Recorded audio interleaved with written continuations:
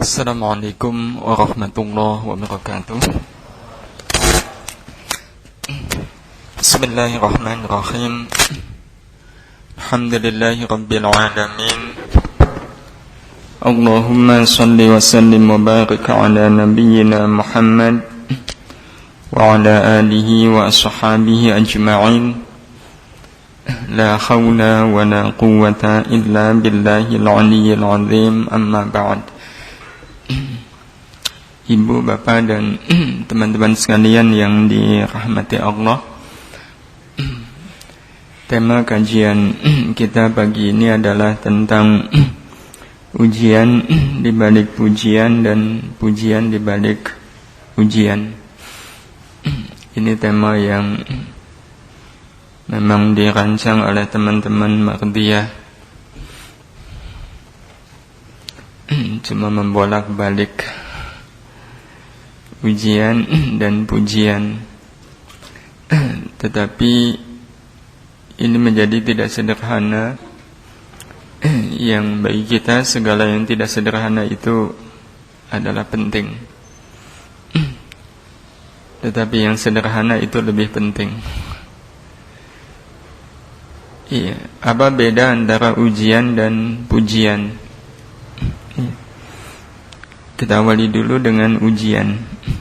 Ya. Ujian adalah kesulitan hidup agar manusia terpuji karena pujian.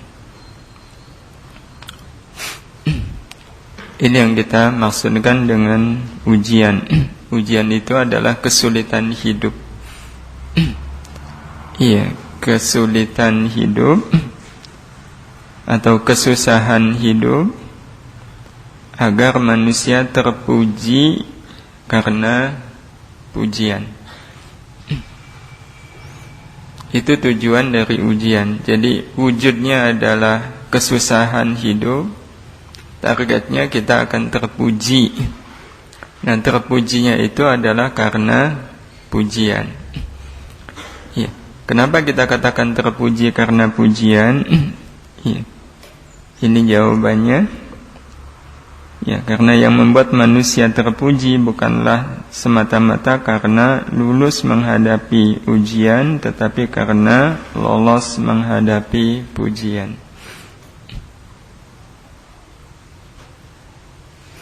Itu yang membuat manusia terpuji. Jadi kalau hanya sekedar lulus menghadapi ujian, itu belum bisa dikatakan terpuji. Iya, belum bisa dikatakan terpuji. Seseorang itu akan terpuji kalau dia lolos menghadapi pujian. Iya, kita melihat sendiri banyak orang-orang yang sudah lulus menghadapi ujian berupa kesusahan dan kesulitan hidup. Seperti yang bisa kita temukan pada orang-orang yang memang hidup dalam suasana banyak sekali ujian.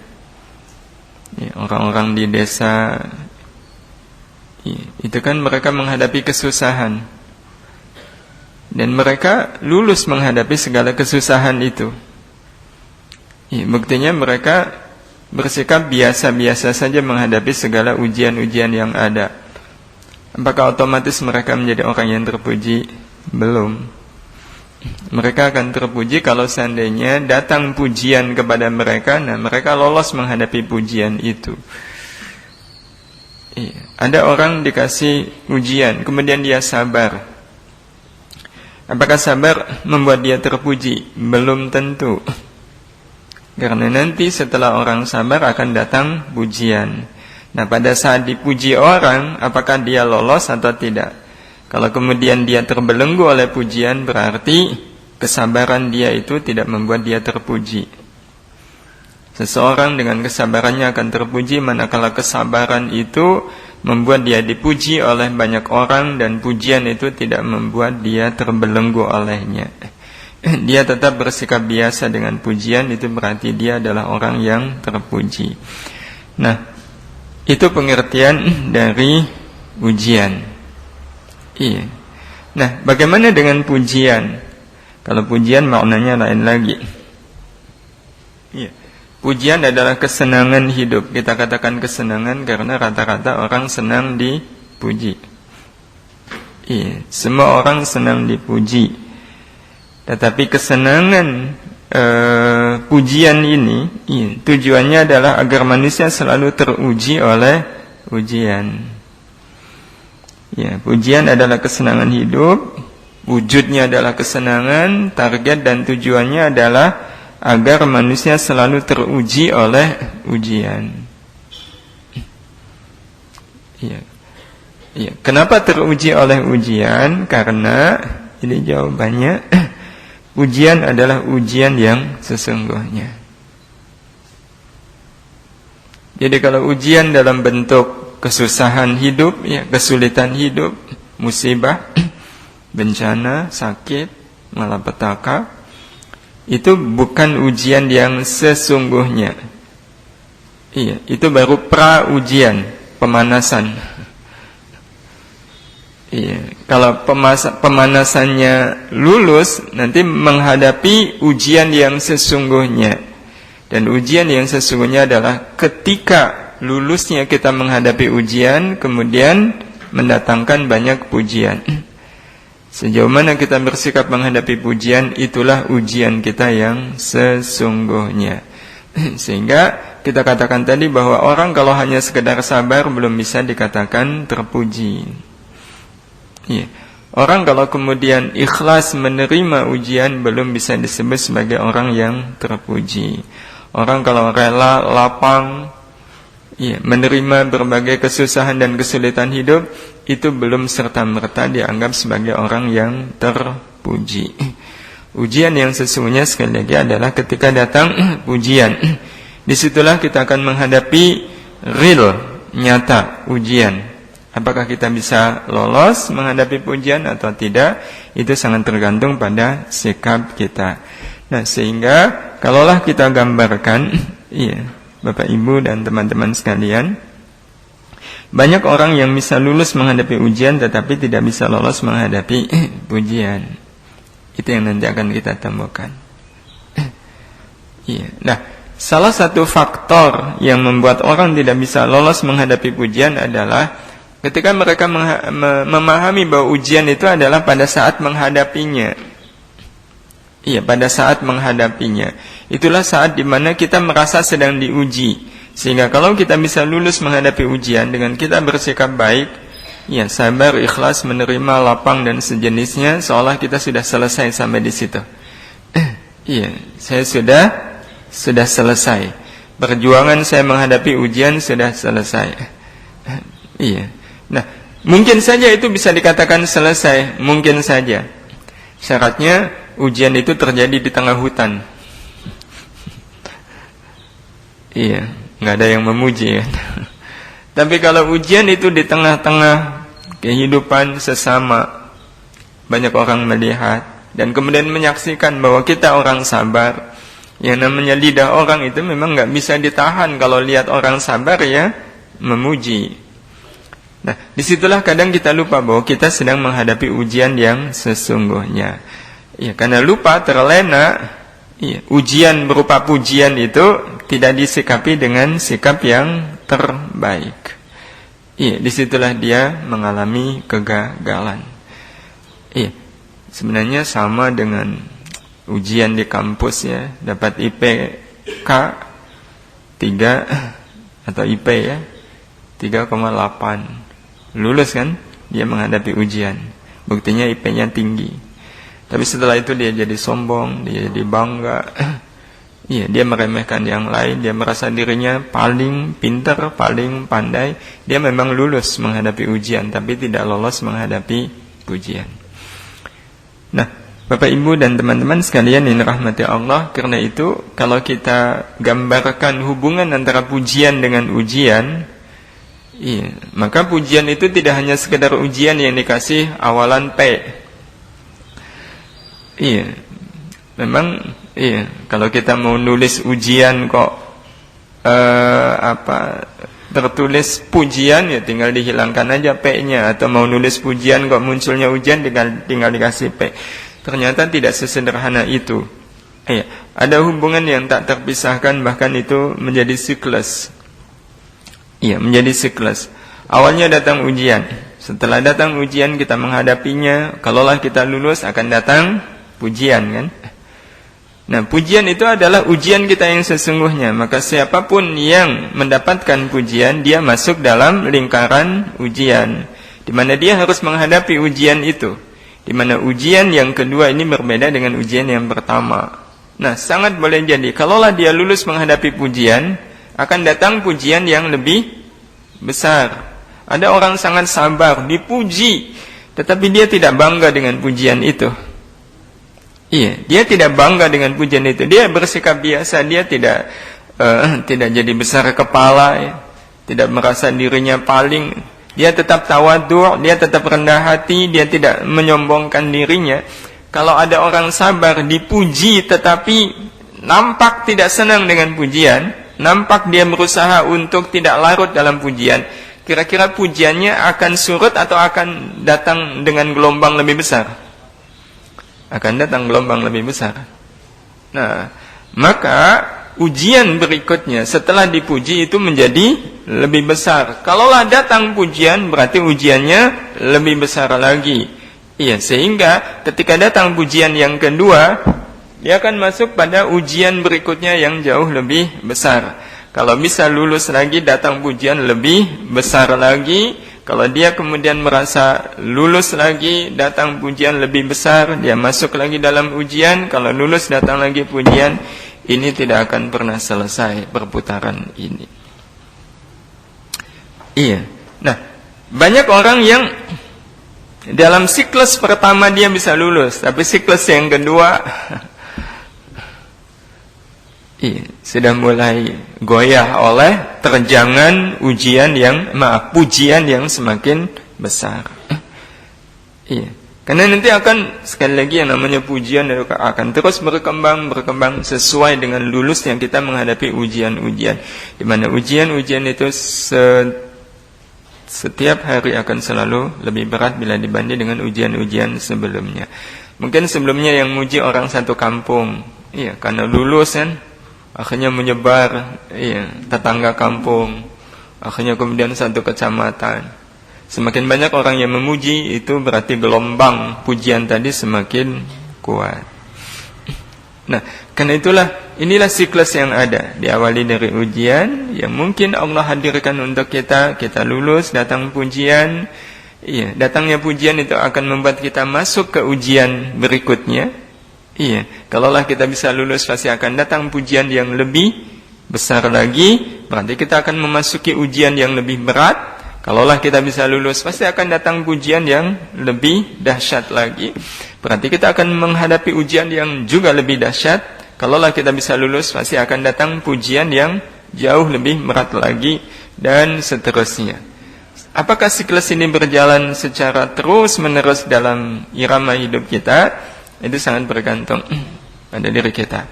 Banyak orang yang bisa lulus menghadapi ujian orang satu kampung, tapi kalau sudah menyebar satu kecamatan, sudah lain. Sudah lain. Satu kecamatan dia bisa lulus, tapi ketika pujian itu datang dari orang satu kabupaten, sudah mulai berubah. Bisa jadi ada orang yang lulus menghadapi pujian orang satu kabupaten, tapi ketika sudah menyebar lagi satu provinsi menjadi lebih berat. Dan seterusnya, sekali lagi itu pasti akan terjadi pada setiap orang yang menyadari bahwa hidup ini tidak lebih dari ujian dan pujian. Kecuali kalau orang tidak memahami bahwa ujian itu ada di antara ujian dan pujian. Saya kok nggak merasa, buktinya jangankan orang satu desa, satu RT aja nggak ada yang memuji saya. Nah, ini catatan, kalau seandainya dalam hidup ini tidak ada orang yang memuji kita, jangan-jangan kita tidak pernah lulus menghadapi ujian. Kalau orang tidak lulus menghadapi ujian yang pertama, ujian pertama aja nggak lulus, ya gimana ada orang yang memuji? Kita tidak mengharapkan pujian, karena memang kita tidak boleh. Tetapi pujian orang itu sebenarnya menjadi sebuah isyarat tentang kualitas diri kita. Sekali lagi tentang kualitas diri kita. Kalau dalam hidup ini sama sekali nggak ada orang yang memuji kita, itu catatan betul. Kenapa kok nggak ada yang memuji? Kita tidak mengharapkan. Tetapi sekali lagi pujian itu nanti menjadi sebuah isyarat pemberitahuan kepada diri tentang kualitas diri kita.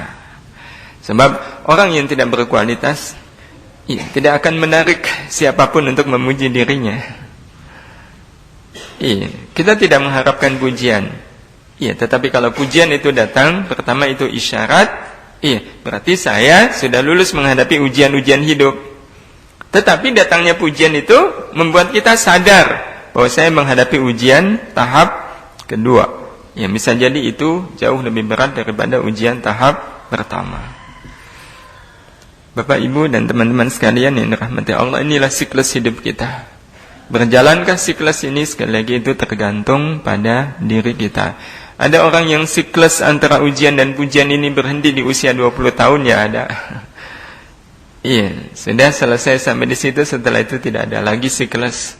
Tetapi seiring dengan pergerakan hidup kita, hidup kita kan bergerak, maka siklus ini pun harus selalu bergerak. Antara ujian dan pujian. Masing-masing hanya kita yang tahu apakah siklus ini berjalan atau tidak. Dulu saya waktu SMA banyak sekali teman-teman yang memuji, ahli tahajud lah, ahli sedekah lah, ahli puasa lah gitu. Sekarang kok nggak ada lagi yang memuji. Nah, itu berarti kan pemberitahuan bahwa kalau begitu siklus ini telah berhenti.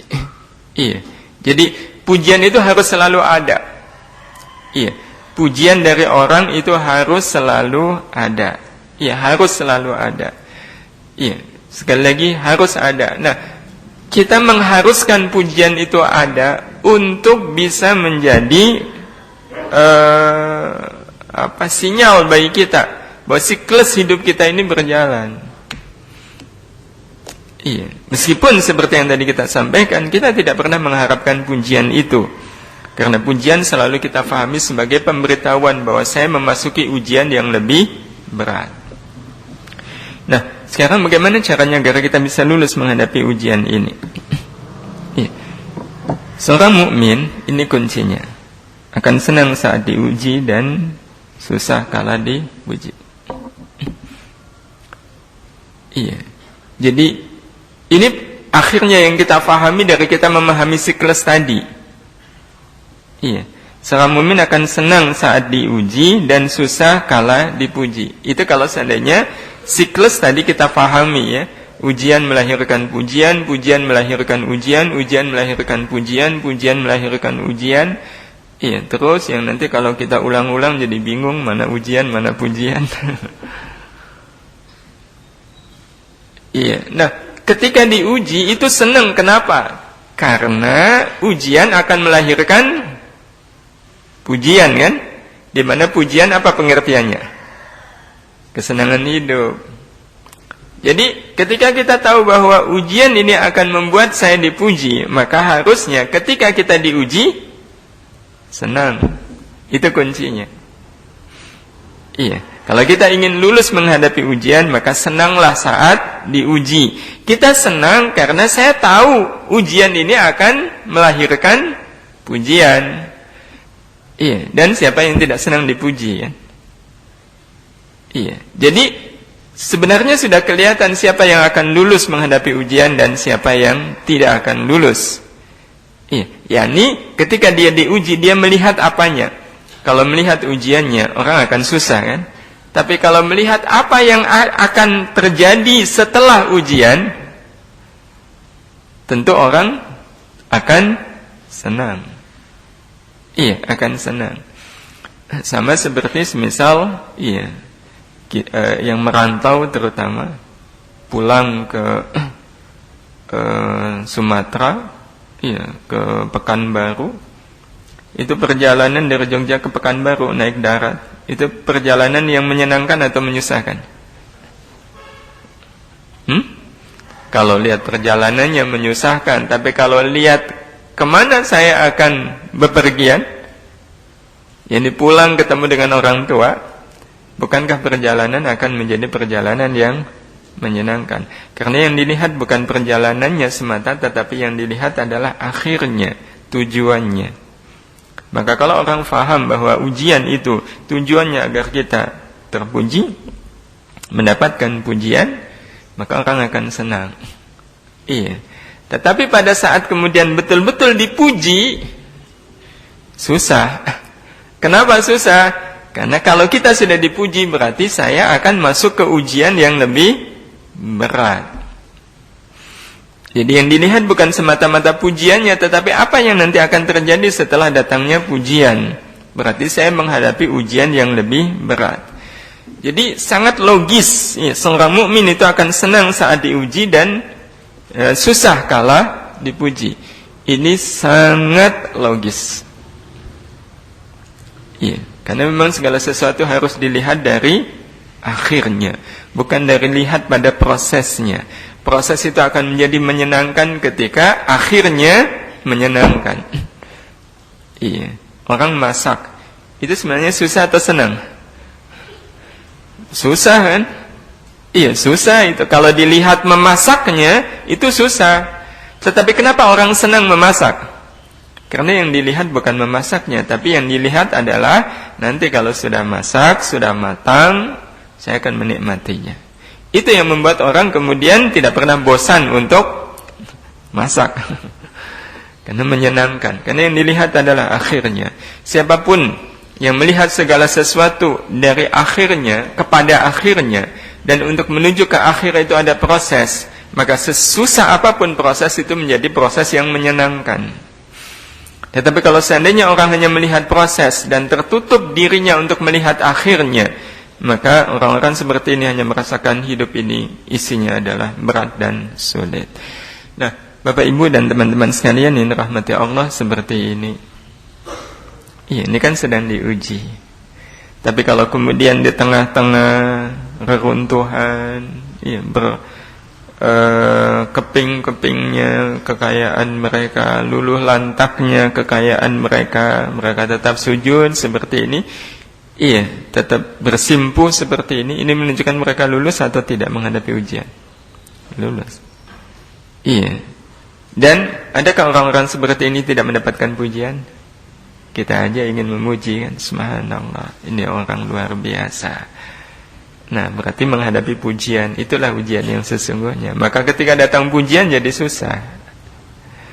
Nah, berarti sekarang Bapak Ibu dan teman-teman sekalian yang dirahmati Allah, yang perlu kita lakukan adalah sikap kita. Iya, menghadapi ujian dan sikap kita menghadapi pujian. Kita awali dari yang pertama dulu, menghadapi ujian dari Allah. Iya, menghadapi ujian dari Allah. Bapak Ibu dan teman-teman sekalian yang dirahmati Allah, bicara tentang ujian, ujian itu ada dua macam.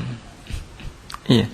Yang pertama adalah ujian yang tidak menyenangkan. Iya, ini kita bicara real dulu. Iya. Ada ujian yang tidak menyenangkan. Dan nanti contoh ya, ini contoh ujian yang tidak menyenangkan ya, seperti yang kita lihat. Iya, backgroundnya. Iya, pada saat Merapi meletus, itu kan ujian itu. Iya, ujian bagi saudara-saudara kita. Ya, lebih-lebih di 5 November. Iya. Ini ujian yang sangat berat dan semua orang tidak menyenangi ujian seperti ini. Tetapi mari kita lihat nanti pada saat kita menghadapi ujian yang tidak menyenangkan. Iya, bayangkan tanah Sleman yang semula hijau hanya dalam waktu sekejap berubah seperti padang pasir. Bagaimana sikap kita?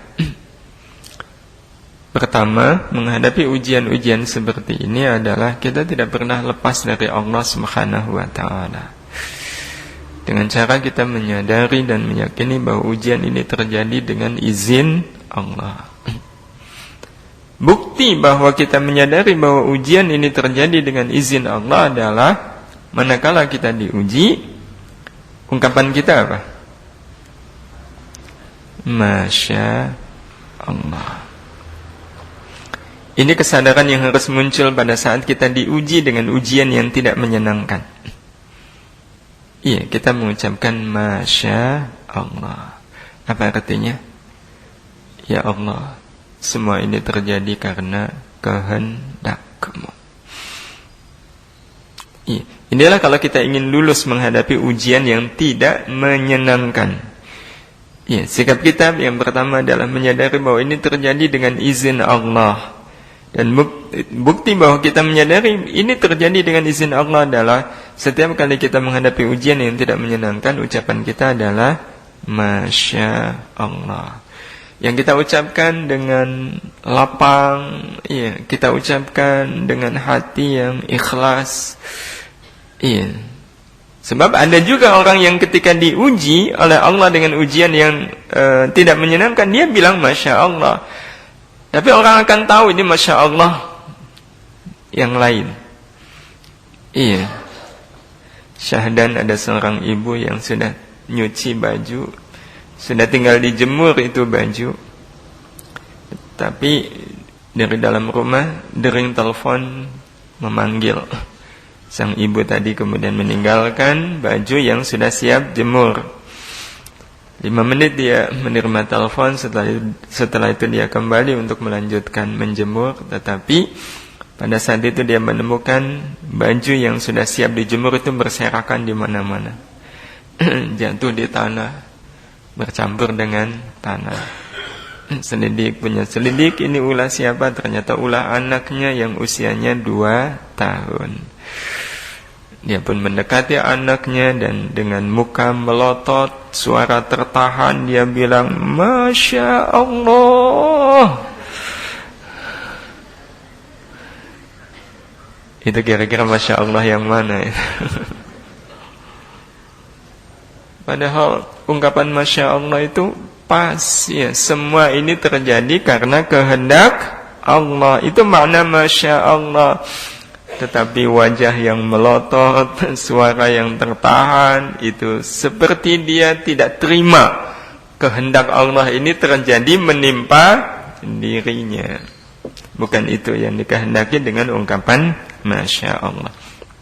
Jadi ini langkah pertama kalau kita ingin lulus menghadapi ujian yang tidak menyenangkan adalah menyadari sepenuhnya bahwa apapun yang terjadi, hal-hal yang tidak menyenangkan tadi itu terjadi karena izin Allah.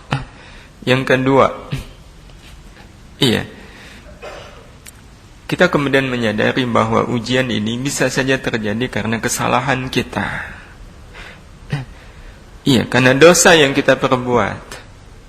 Iya, sehingga akhirnya Allah mengizinkan musibah itu terjadi menimpa kita. Ya, sebab tidak ada satupun musibah terjadi kecuali dengan izin Allah. Kalau Allah mengizinkan musibah ini menimpa saya, berarti ada yang salah pada diri kita.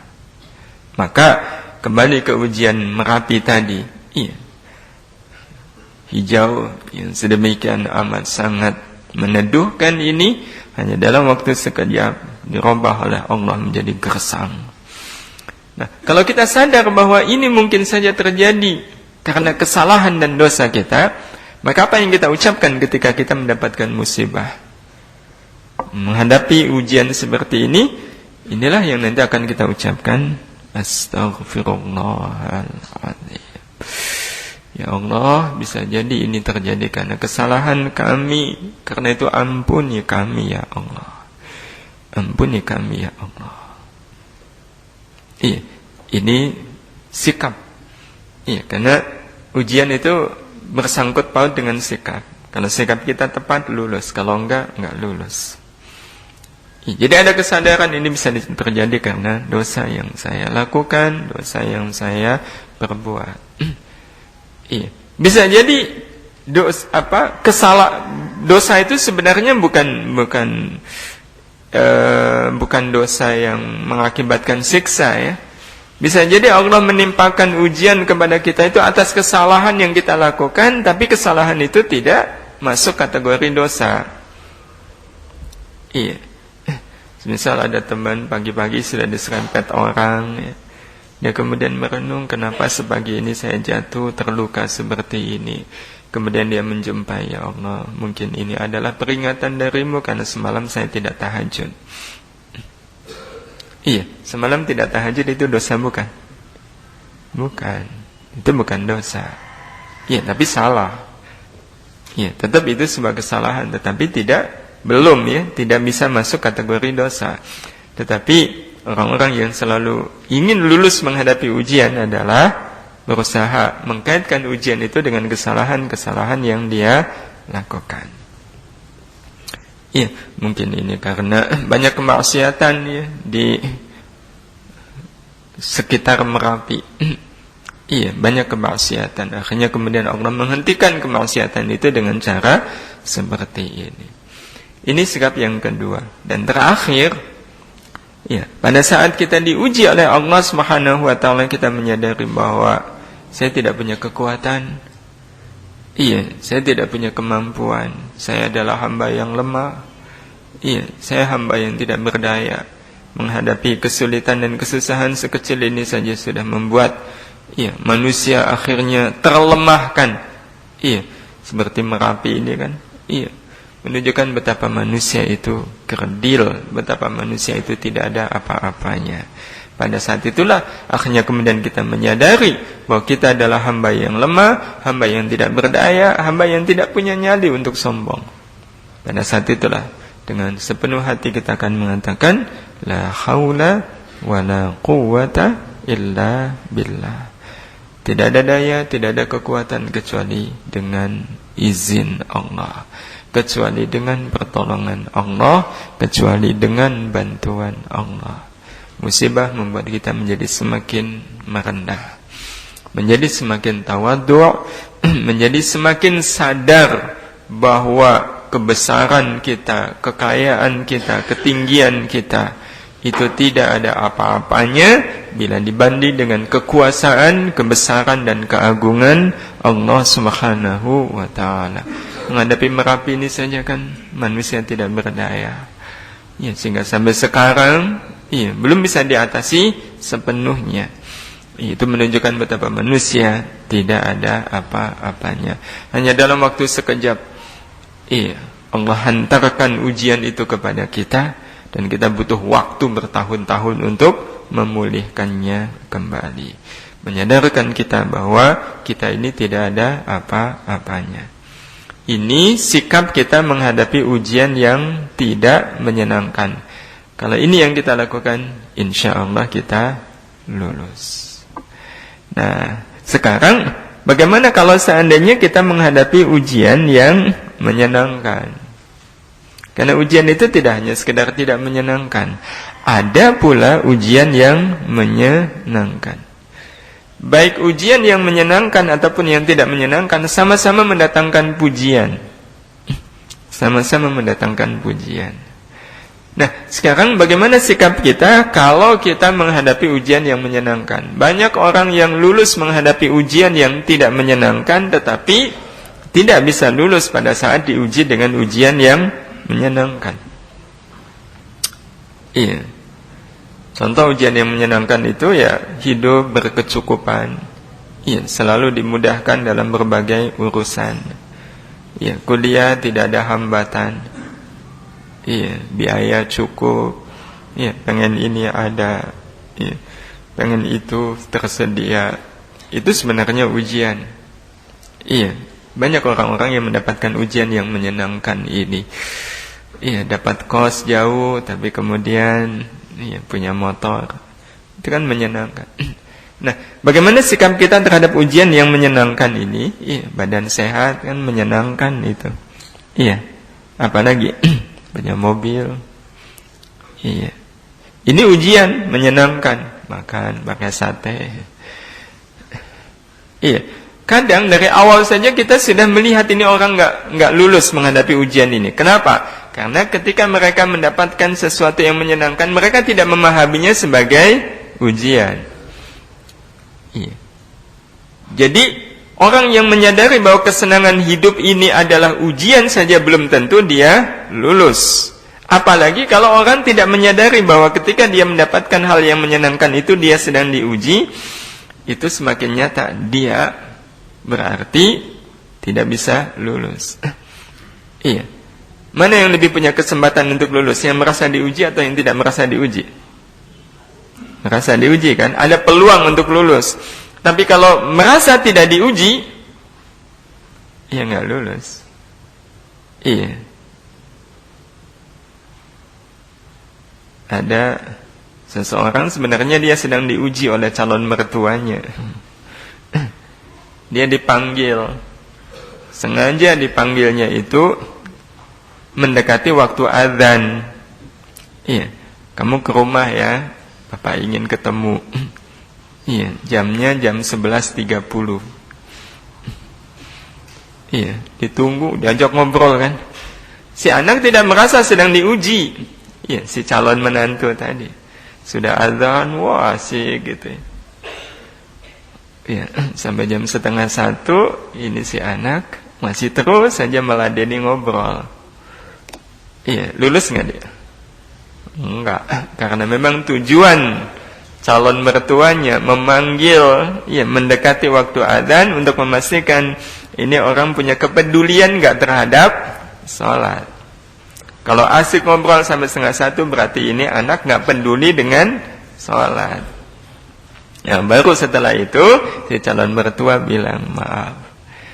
Iya, ternyata kamu nggak lulus ujian. Ujian yang mana? Dia tidak menyadari bahwa dia sedang diuji. Ujian yang mana? Baru dikasih tahu. Tapi kalau seandainya calon menantu tadi, ya dia selalu sadar. Ini saya mau diuji nih, jelas ini. Kok ngundang saya? Iya, padahal beliau kiai, semisal ya, atau ulama, atau orang yang paham agama. Kok ngundang saya jam 11.30? Ini mendekati waktu zuhur. Nah, ini berarti ini ujian nih buat saya. Dia menyadari bahwa dia sedang diuji. Maka apa yang terjadi? Ketika dengar azan, apa yang dia katakan? Maaf Pak, ini sudah azan. Iya, saya mau izin sholat dulu. Lulus nggak dia? Lulus, karena dia menyadari bahwa dia sedang diuji.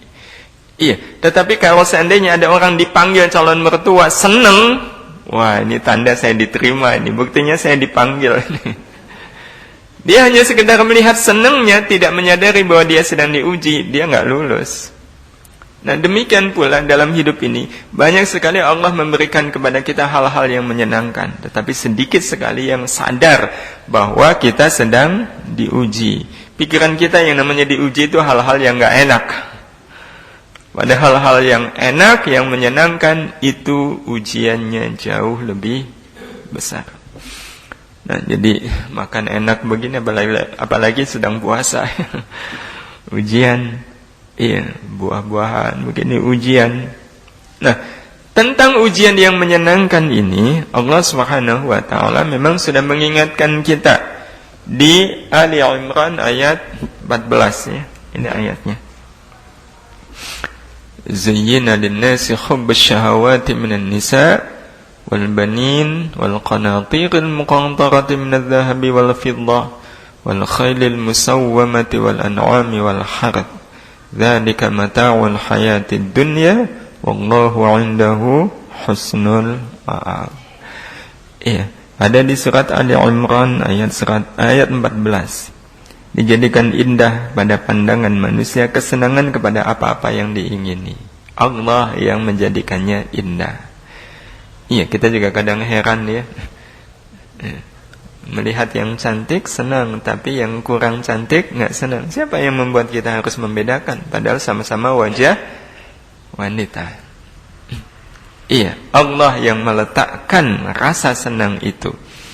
Nah, Allah meletakkan rasa senang kepada hal-hal yang diingini. Itulah cara Allah menguji kita.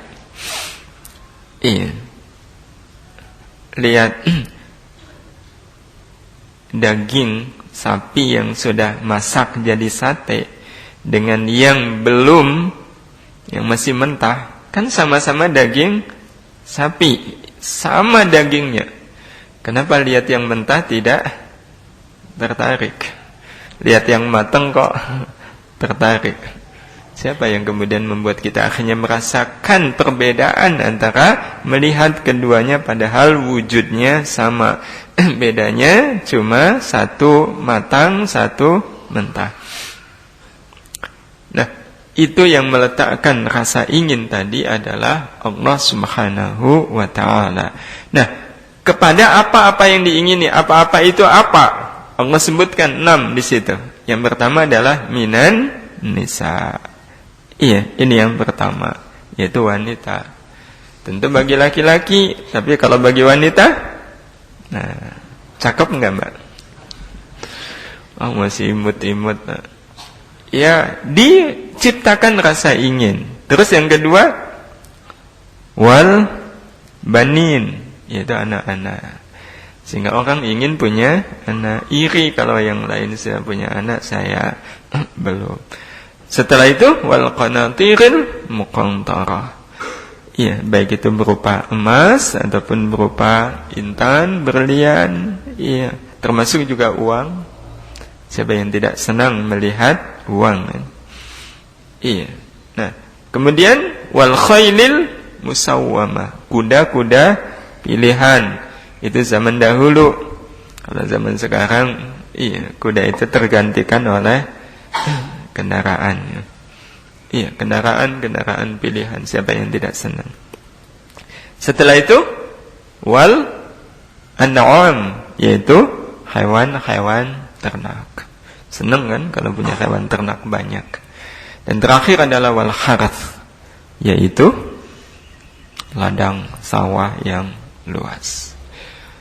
Ya, ini sudah menjadi kesepakatan kita bahwa semua kita senang terhadap 6 hal ini, termasuk juga rumah, ya. Semua kita senang. Tetapi Allah katakan bahwa wal harath dzalika mata'ul hayatid dunya, itu semua adalah kesenangan sesaat hidup di dunia. Kesenangan sesaat hidup di dunia.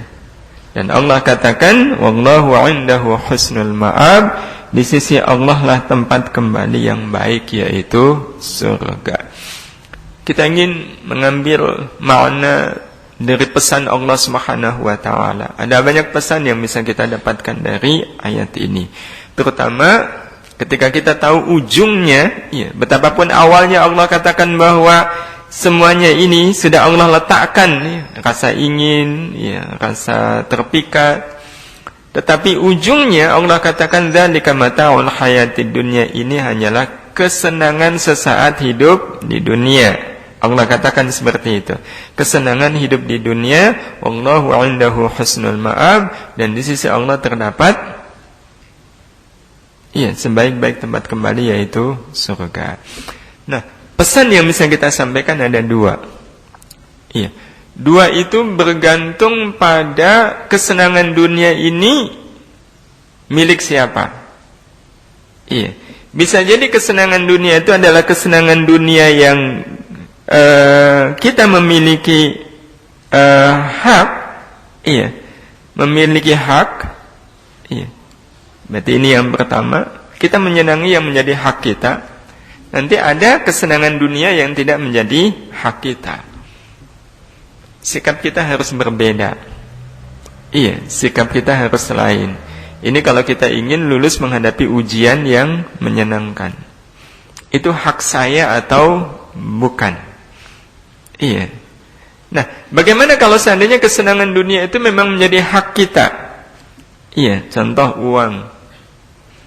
Itu memang menjadi hak saya. Kenapa hak saya? Karena memang itu saya yang punya. Nah, bagaimana terhadap kesenangan yang menyenangkan ini?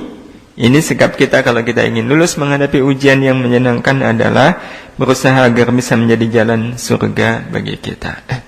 Itu sikap kita. Bagaimana kesenangan yang menjadi hak kita ini menjadi jalan bagi saya untuk ke surga. Dan ini yang tadi saya sampaikan, saya lupa tadi.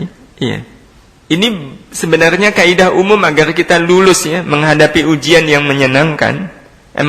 Ujian yang menyenangkan. Ini berusaha mencintai dan menyenangi apapun dan siapapun dengan cara yang benar dan jujur. Ini kaidah pokoknya kalau kita ingin lulus menghadapi ujian yang menyenangkan adalah kita berusaha menyenangi mencintai apapun dan siapapun itu dengan cara yang benar. Nah, pengertian jujur dan benar ini adalah kalau seandainya kesenangan itu memang menjadi hak kita, bukti bahwa kita betul-betul menyenanginya adalah kita menjadikannya sebagai jalan surga. Bukti bahwa kita menyenangi uang adalah uang ini harus bisa menjadi jalan surga. Ini uang kita, uang saya. Sama dengan mata. Ini salah satu ujian dari Allah yang menyenangkan. Maka bukti bahwa kita menyenangi mata ini adalah mata ini harus bisa menjadi jalan ke surga. Pokoknya apapun yang itu memang menjadi hak kita, harus bisa menjadi jalan surga. Wajah, ada akhwat yang dikasih wajah cantik oleh Allah. Kalau dia betul menyenangi wajah dia yang cantik, maka dia harus menjadikan wajah yang cantik itu jalan ke surga. Harus menjadi jalan ke surga.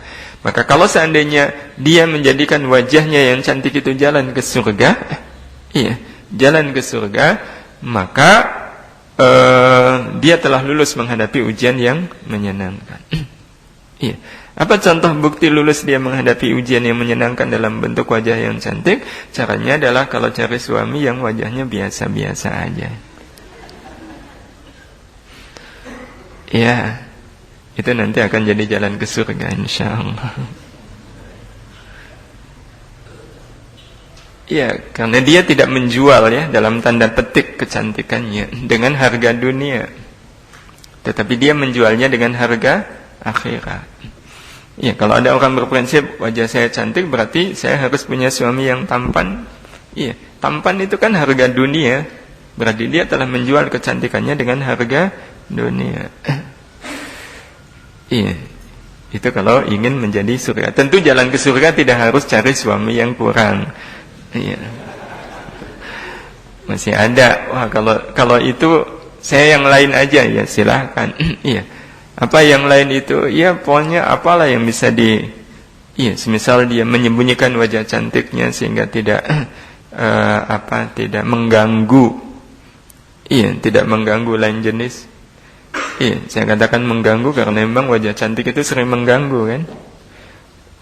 Lagi sholat bayangin wajah cantik kan berarti mengganggu wajah cantik itu. Nah, gimana caranya agar wajah cantik itu tidak menjadi masalah bagi yang lain? Suami jadi membanding-bandingkan istrinya dengan dia. Nah, itu kan berarti wajah tadi adalah wajah yang tidak lulus menghadapi ujian. Termasuk wanita Wanita itu kan ada yang menjadi hak dan ada yang tidak menjadi hak. Kalau yang menjadi hak adalah istri. Nah, maka bukti bahwa seorang suami itu lulus menghadapi ujian yang menyenangkan berupa istri adalah ketika istri itu dijadikan jalan ke surga. Menjadi jalan ke surga. Kalau tidak menjadi jalan ke surga berarti tidak lulus menghadapi ujian. Dan itulah yang terjadi pada salah satu putra Abu Bakar As-Siddiq, yaitu Abdurrahman. Beliau menikah dengan seorang sahabiah bernama Atiqah. Atiqah adalah sahabiah yang dikenal cantik. Nah, sejak menikah dengan Atiqah, sang ayah Abu Bakar melihat Abdurrahman ini jadi jarang kelihatan di masjid. Heran, dulu sebelum menikah rajin ke masjid, sekarang kok nampak jarang. Ketika ditanya kenapa, Abdurrahman mengatakan, saya tertahan oleh istri saya. Rasanya sayang kalau meninggalkan istrinya, ditinggalkan untuk pergi ke masjid. Abu Bakar kemudian mengingatkan anaknya, nak, kalau gara-gara istrimu, engkau akhirnya tertahan untuk sholat berjamaah di masjid, maka sebaiknya engkau ceraikan saja istrimu itu. Ceraikan saja istrimu. Itu karena Abu Bakar menghargai setiap kesenangan yang menyenangkan itu dengan harga surga. Makanya kenapa Abu Bakar menginfakkan seluruh hartanya? Karena bagi beliau menginfakkan harta itu adalah bukti kejujuran cinta. Cinta kepada harta. Karena dengan menginfakkan harta itu bisa menjadi jalan ke surga. Jadi ini caranya. termasuk mobil. Nggak apa-apa punya mobil mahal. Iya, yang penting kemudian ini harus menjadi jalan ke surga. Apa jalan ke surga dengan mobil yang bagus begini? Ya banyak. Iya, daftarkan diri ke panitia pengajian itu ya. Pokoknya nanti kalau ada penceramah yang harus dijemput, karena memang tidak semua penceramah minta dijemput kan, tapi kadang ada karena beliau sudah sepuh kan ya, sudah sepuh, nggak bisa kalau malam-malam iya naik kendaraan sendiri, ya akhirnya memang minta dijemput, tolong nanti kontak saya akan jemput dengan mobil saya ini. Ketika ditunjukkan mana mobilnya itu ya, mobilnya bagus, itu berarti mobil tadi telah menjadi jalan ke surga.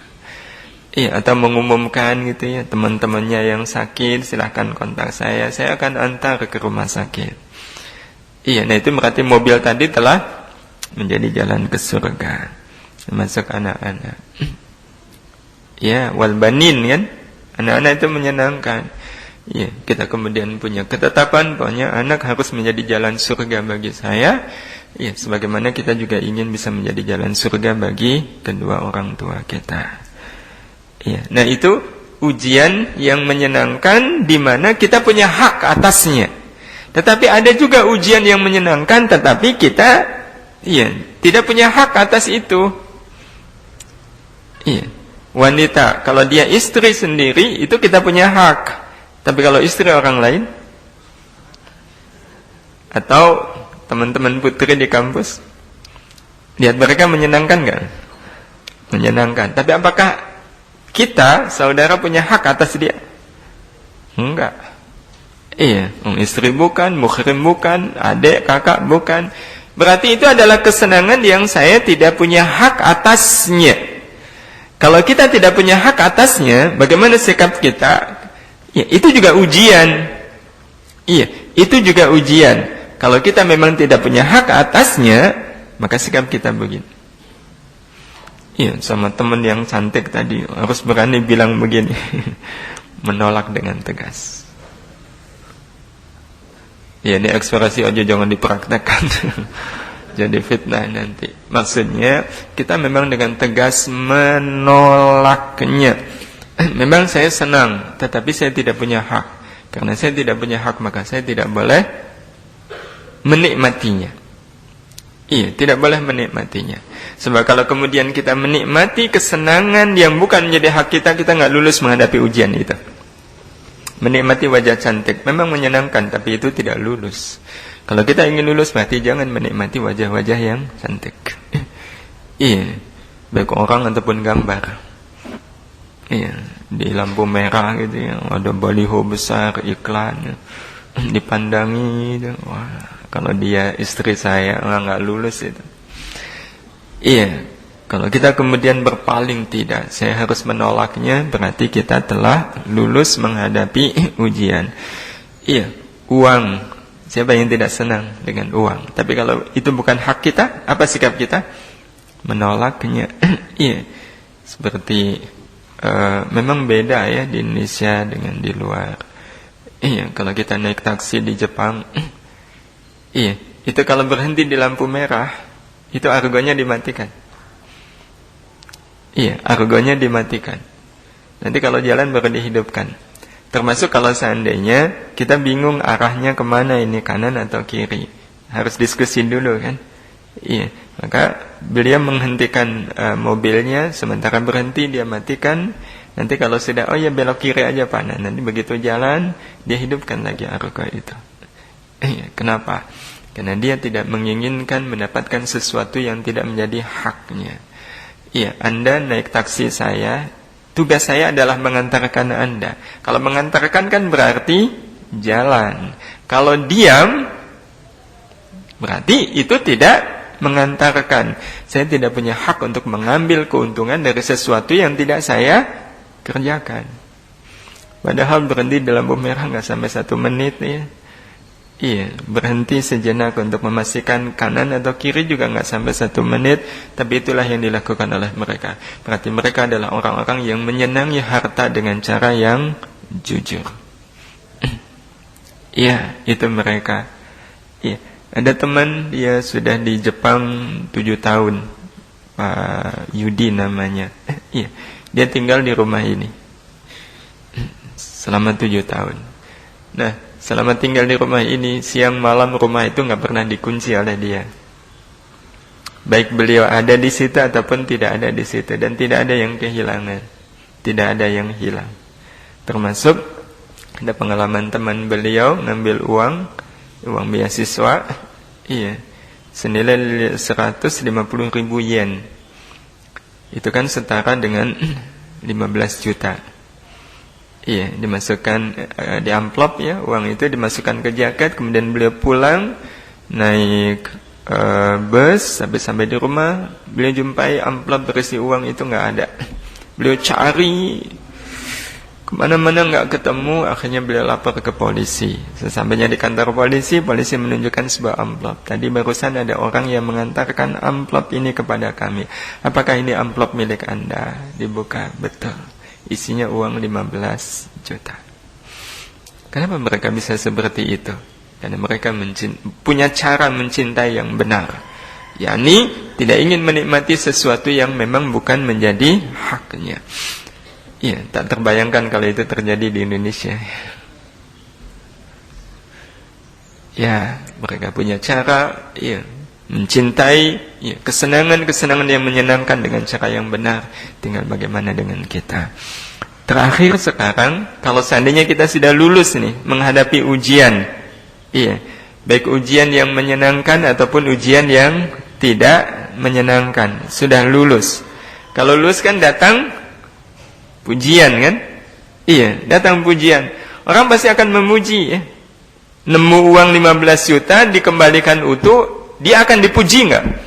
Pasti, Bapak luar biasa. Kenapa enggak Bapak ambil aja? Iya. Dia akan dipuji, dia akan mendapatkan pujian. Nah, seperti yang tadi kita sampaikan, bahwa pada saat kita masuk dalam pujian, berarti kita sedang menghadapi ujian yang sesungguhnya.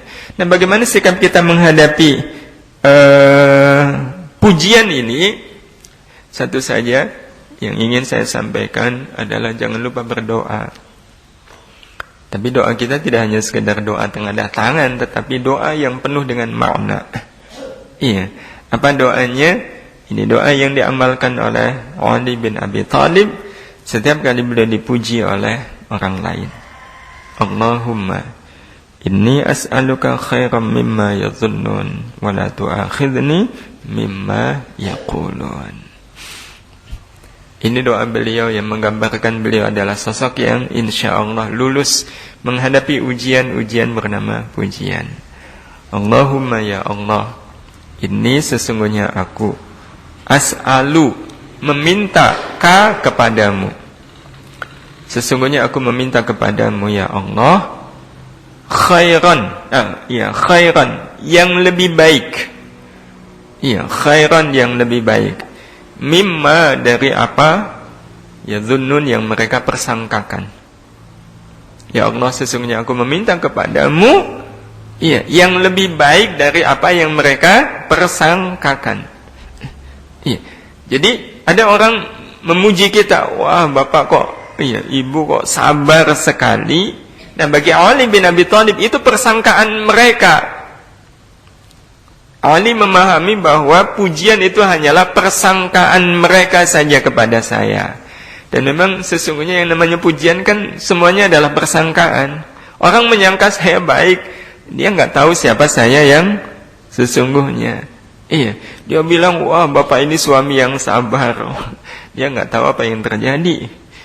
Iya, ketika semisal dikala nggak ada orang, ternyata dia sebenarnya tidak sabar kepada yang lain. Nah, Bapak Ibu yang dirahmati Allah juga teman-teman sekalian, jadi kita meminta kepada Allah yang lebih baik, iya, dari apa yang mereka persangkakan. Jadi kalau seandainya mereka menyangka kita sabar, mudah-mudahan saya lebih baik dari sabar. Jadi tidak hanya sekedar sabar, tetapi sesuatu yang lebih baik kalau memang itu ada. Iya, sesuatu yang lebih baik dari sabar. Iya. Ini yang dilakukan oleh Ali, menyadari itu cuma persangkaan, itu tidak sesuai dengan kenyataan. Karena itu kemudian beliau meminta, ya Allah, karuniakan kepadaku sesuatu yang lebih baik dari apa yang mereka persangkakan. Dan kemudian wala tu'akhidni, bukan wala tu'akhidni, ya salah, wala tu'akhidni mimma yaqulun, dan jangan engkau siksa diriku dari apa yang mereka ucapkan. Iya, jangan engkau siksa diriku dari apa yang mereka ucapkan.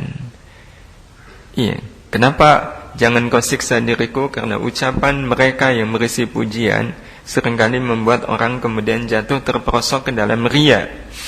Dan bukankah riya itu akan menimbulkan siksa? Iya, itu yang dimaksudkan oleh Ali bin Abi Thalib. Jangan kau siksa diriku, iya, karena apa yang mereka ucapkan. Jadi jangan sampai ucapan mereka itu membuat saya riya, membuat saya sombong, membuat saya merasa lebih ujub, bangga dan sejenisnya. Inilah cara agar kita lulus, iya, menghadapi segala pujian-pujian yang ada. Wallahu a'lam. Ini yang bisa saya sampaikan. Dan sambil menunggu mungkin ada dialog. Ini ada pesan sponsor, titipan. Iya, bagi para akhwat khususnya dan ikhwan yang punya adik, punya kakak. Iya, ada pendaftaran santri baru di pesantren Mahasiswi Darus Salihat. Iya, ini untuk angkatan yang ke-7. Iya, angkatan yang ke-7. Lokasinya ada di Pogung Baru, Blok F77. Ya, kalau dari sini jalan kaki. Kalau cara jalan kakinya seperti orang Jepang, ya nggak sampai 10 menit nyampe. Tapi kalau seperti orang Jawa yang mungkin atau orang Indonesia, ya, Indonesia pada umumnya ya butuh waktu sekitar 15 menit. Iya, ada panitia mungkin nanti di belakang. Ya, dipersilakan. Program di pesantren ini 2 tahun. Iya, sistemnya klasikal. Jadi ada waktu kuliah setiap pagi, habis subuh dan malam ba'da isya. Iya, pelajaran atau mata kuliah yang disampaikan menyangkut masalah akidah, fikih. Ya, fikih itu ada fikih ibadah, fikih muamalah. Iya, kemudian fikih munakahat, termasuk juga ada fikih ikhtilaf. Nanti ada akhlak, bahasa Arab, tahsin, dan tahfidz. Iya, itu yang diajarkan. Di samping ada program yang lain kemuslimahan, dan tentu saja adalah membangun kebersamaan agar kita berjiwa sosial. Iya, begitu. Saya kembalikan sebenarnya ke pengajar. Terima kasih pada Ustaz Satori atas penyampaian tentang ujian dan pujian. Selanjutnya kami membuka sesi pertanyaan bagi para jamaah yang ingin bertanya, baik mengenai materi maupun materi. Ya, silakan. Ya, silakan Bapak. Waalaikumsalam warahmatullahi wabarakatuh. Nggih.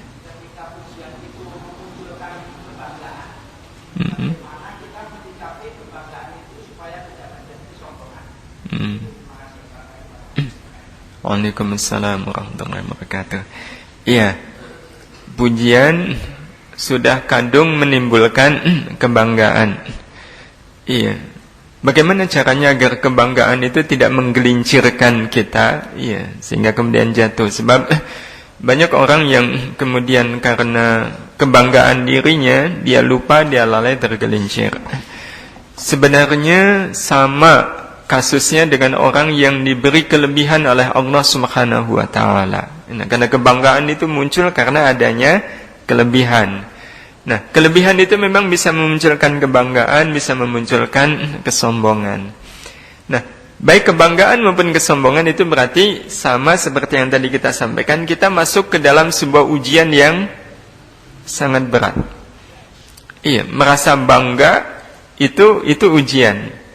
Tetapi kalau baru sekedar merasa, iya, itu tidak salah. Iya, tidak salah. Merasa sombong itu tidak salah. Iya, sepanjang ada alasannya ya. Sepanjang ada alasannya. Maksudnya alasan yang logis kenapa dia merasa sombong. Iya. Kalau IP 3,9 kemudian merasa sombong, itu logis nggak? Logis kan? Maka nggak apa-apa. Iya. Yang nggak logis adalah udah IP 1,4 merasa sombong. Nah ini error, ini ada yang salah.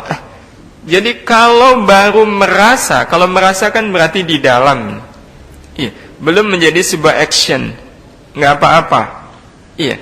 Tetapi perasaan itu harus disadari oleh kita, termasuk perasaan bangga tadi, harus disadari berarti saya sedang dimasukkan oleh Allah Subhanahu wa Ta'ala dalam ujian yang sangat berat.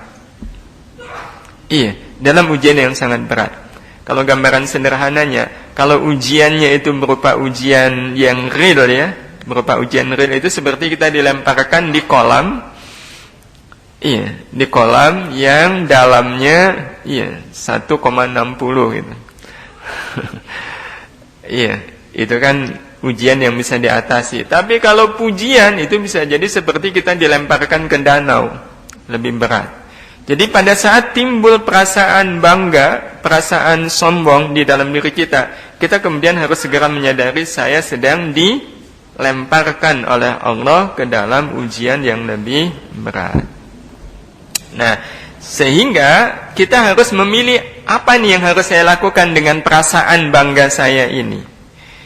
Iya, tidak mengapa kemudian kita memiliki perasaan bangga, tapi action, perilaku yang kita lakukan tidak menggambarkan rasa bangga yang ada pada diri kita. Iya, jadi contoh semisal, wah luar biasa, kamu ini kok nilainya tinggi sekali. Timbul rasa bangga enggak? Ada rasa bangga kan? Ada rasa bangga. Nah, kalau kemudian kita mengatakan, iya siapa dulu dong saya. Nah itu berarti enggak lulus dia. Iya, dia enggak lulus. Tetapi kalau kemudian rasa bangga itu kita jadikan sebagai ujian bagi kita, ya karena pujian itu adalah ujian yang sesungguhnya kan. Kita kemudian berusaha mengemas sebaik mungkin. Kawan, tidak usahlah memuji seperti itu. Iya, nilai itu, iya, bukan itu kita tujuan kuliah. Apa sih artinya nilai? Iya, kita kuliah itu bukan untuk mendapatkan nilai. Saya seperti ini bukan karena kemampuan saya. Bisa jadi dosen salah menilai kan, namanya juga manusia. Bisa jadi kamu yang sebenarnya lebih layak untuk mendapatkan nilai yang tinggi. Iya, Allah tidak melihat dari nilai, tapi Allah melihat dari akhlak kita. Nah itu berarti kita sudah melakukan action yang membuat kita lulus menghadapi ujian berupa perasaan bangga tadi. Jadi tidak perlu dihilangkan perasaan bangga, perasaan sombong. Iya, biarkan dia muncul. Jadi dimunculkan pun jangan ya. Iya, dimunculkan pun jangan. Biarkan dia muncul dengan sendirinya. Perasaan-perasaan seperti bangga, sombong, termasuk ria. Iya, termasuk ria. Silahkan saja dimunculkan. Biarkan dia muncul, bukan dimunculkan. Biarkan dia hadir, tetapi kemudian action kita tidak seperti apa yang sedang kita rasakan. Ada perasaan sombong, tapi kita justru kemudian tawadhu' kepada orang yang lebih rendah kepada kita, berarti kita telah lulus menghadapi perasaan sombong tadi. Ada dorongan untuk riya, tapi kita berusaha menyembunyikan amal tadi, berarti kita lulus menghadapi ujian riya. Begitu Bapak. Makasih. Silakan Mas.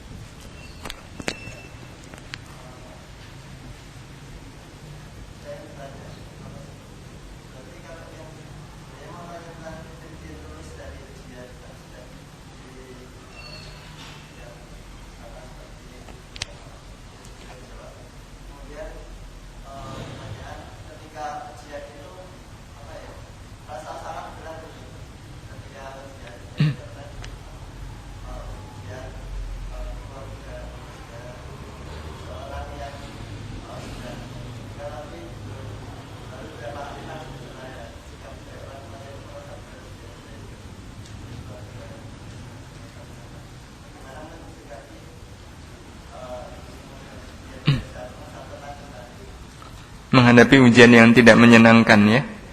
Baik.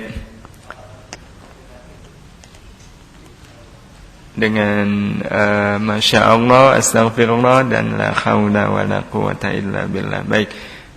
Ujian yang tidak menyenangkan, sebenarnya itu semua tergantung pada persepsi ya. Iya, semua berawal pada persepsi. Iya. Ada persepsi duniawi, ada persepsi ukhrawi. Iya, secara umum persepsi itu dibagi menjadi dua. Persepsi duniawi, persepsi ukhrawi. Persepsi dibalik sebuah peristiwa ya.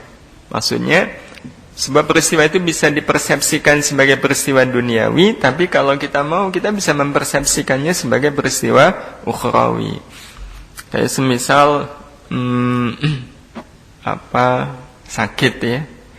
Kalau kita kemudian sakit nih, misalnya harus ke dokter ini mesti mahal nih bayarnya.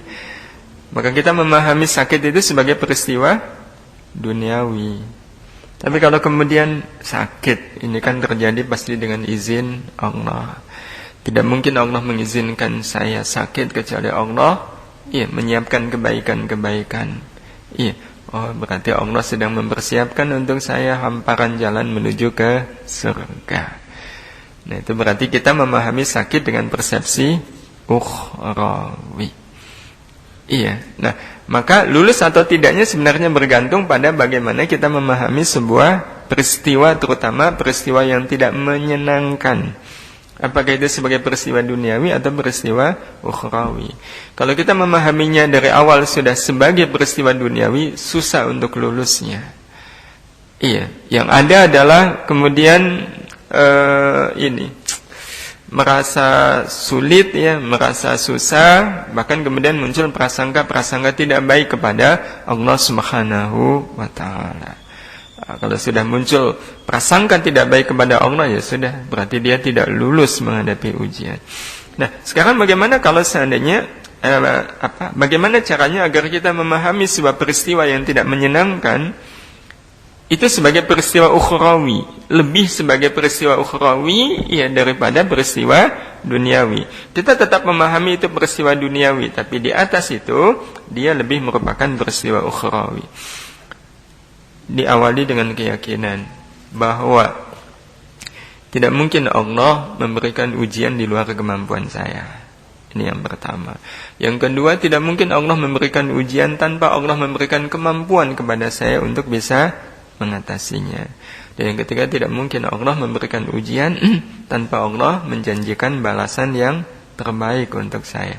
3 hal itu yang kemudian harus ada pada diri kita, yang semuanya kembali kepada Allah. Kalau ini sudah tertanam, menghunjam di dalam diri kita, maka insya Allah peristiwa apapun kita fahami sebagai peristiwa ukhrawi.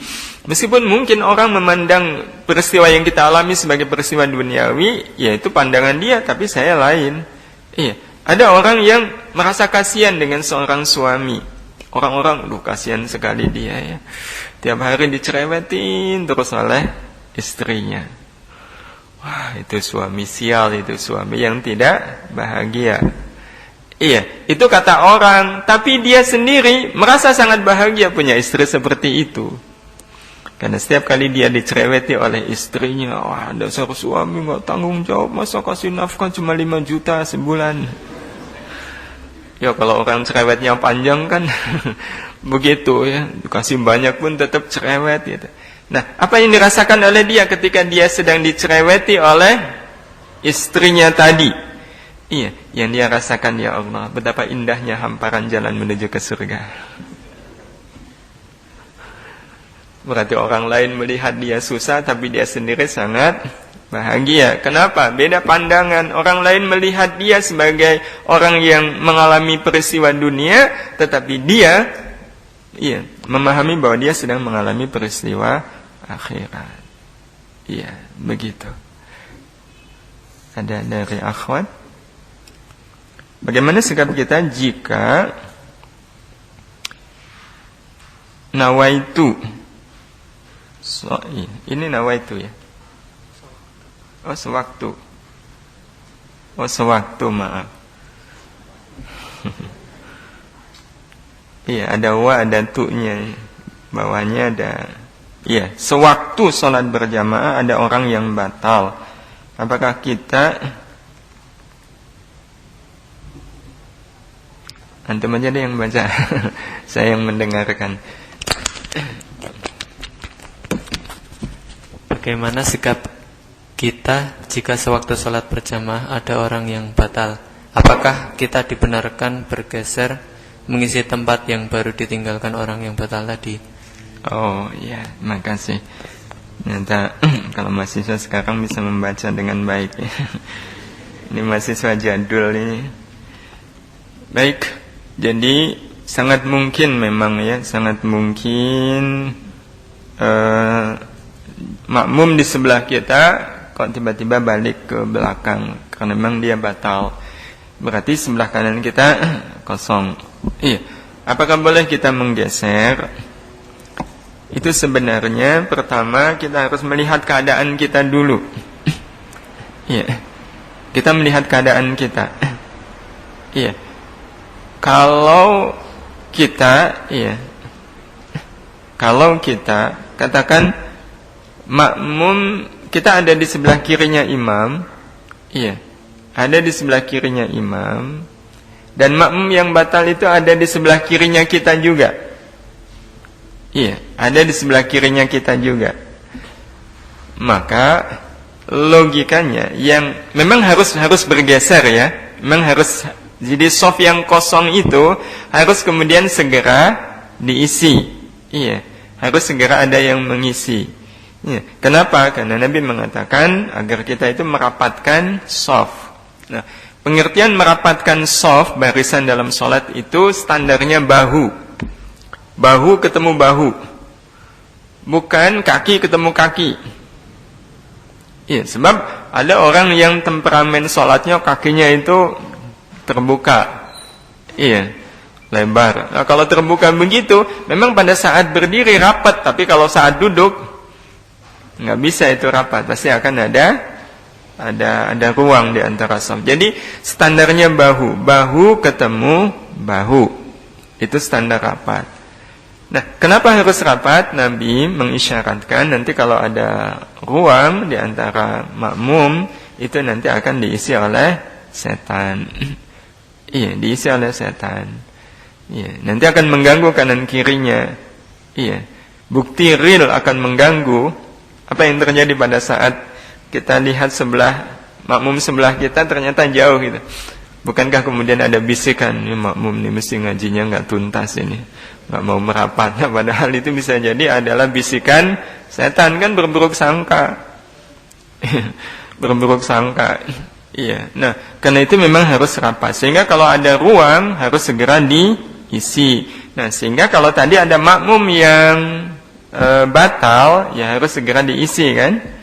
Nah, tinggal siapa yang mengisi. Logikanya tadi, kalau kita ada di sebelah kirinya imam, iya, salat berjamaah ada kirinya imam, dan yang batal itu di sebelah kirinya kita, maka logikanya yang bergerak yang sebelah utara atau sebelah selatan? Sebelah selatan kan? Iya, sebelah selatan. Itu logikanya begitu. Yang bergerak yang sebelah selatan. Jadi ya kita yang ada di sebelah kanannya dia, ya jangan langsung dia mundur langsung pindah. Sebab kalau langsung pindah, yang sebelah juga pindah, akan jadi malah tabrakan. Jadi itu aturan aja ya, secara logika begitu. Iya. Nah, kecuali kalau sebab kalau seandainya yang pindah kita, maka akan menggeser semua yang ada di sebelah kanan kita kan. Terlalu banyak yang akhirnya bergerak untuk bergeser. Karena kalau kita bergeser berarti yang sebelah juga bergeser. Jadi nampak tidak anggun. Nah, sehingga tadi logikanya ya. Apalagi kalau seandainya di masjid kampus yang panjang Masjid Istiqlal. Jadi logikanya begitu. Prinsipnya kalau ada shaf yang longgar, kita bisa segera mengisinya. Baik kita sebagai makmum atau kita makmum yang sudah dari awal atau kita makmum masbuk. Iya, kita makmum masbuk. Memang yang paling simpel, meskipun ini menjadi khilaf, yang di belakang itu yang maju mengisi. Iya, yang di belakang itu lebih simpel. Cuma ini khilaf karena untuk maju itu butuh gerakan yang banyak. Ya, sebab sebagian ulama memandang kalau gerakan lebih dari 3 itu batal, iya, salatnya. Tetapi yang lain mengatakan ini ada hajat, ada kebutuhan untuk berjalan, maka tidak mengapa meskipun gerakannya lebih dari 3 langkah.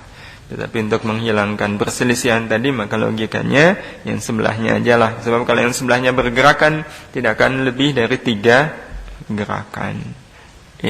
Allahu a'lam, itu saja. Saya mohon maaf mungkin sampai di sini pertemuan kita. Mudah-mudahan bermanfaat dan kepada para peserta akhwat khususnya yang mungkin ingin informasi banyak tentang pesantren Mahasiswi Darus Salihat, bisa kontak di nomor telepon ini atau datang ke pesantren, atau mungkin di sini kalau ada panitia yang buka counter mungkin bisa mendaftar. Mohon maaf atas segala khilaf. Assalamualaikum warahmatullahi wabarakatuh. Waalaikumsalam warahmatullahi wabarakatuh.